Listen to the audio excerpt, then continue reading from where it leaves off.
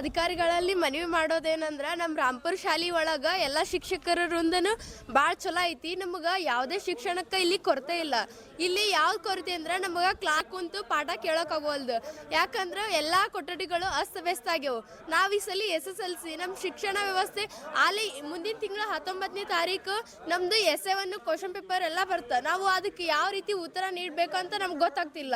ಪ್ರತಿಯೊಂದು ಸಬ್ಜೆಕ್ಟಿನ ಟೀಚರ್ಸ್ ಕೂಡ ಹೊರ ನಿಂತು ಪಾಠ ಮಾಡೋ ಲೆಕ್ಕಕ್ಕೆ ಬಂದೈತಿ.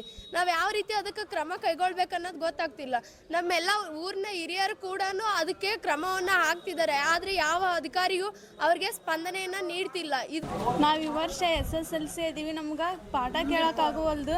ಬರೀ ಹೊರಗೆ ಕ್ಲಾಸ್ ಎಲ್ಲ ಕೇಳ್ತೀವಿ, ಮ್ಯಾಥ್ಸ್ ಏನೋ ಅರ್ಥನ ಆಗಂಗಿಲ್ಲ. ನಮಗೆ ಅಲ್ಲಿ ಬೋರ್ಡ್ ಇಲ್ಲ ಬರೆಯೋಕೆ, ಏನು ಕೇಳ್ಬೇಕು ನಮ್ಗೆ ಒಟ್ಟ ಅರ್ಥ ಆಗಂಗಿಲ್ಲ.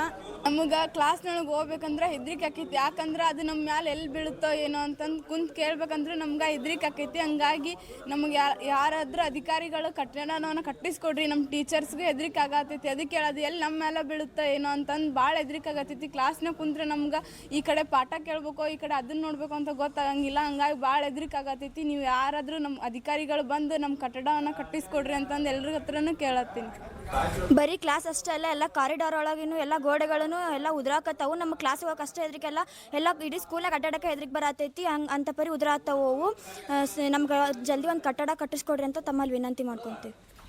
ಎಲ್ರಿಗೂ ನನ್ನ ನಮಸ್ಕಾರಗಳು. ನಮ್ಮ ಶಾಲೆಯ ಈ ದುರಸ್ತಿಯನ್ನು ನೋಡಿ ನಮಗೆ ನಾವೇ ಭಯ ಪಟ್ಟುಕೊಳ್ಳುವಂಥ ಪರಿಸ್ಥಿತಿ ಬಂದಿದೆ.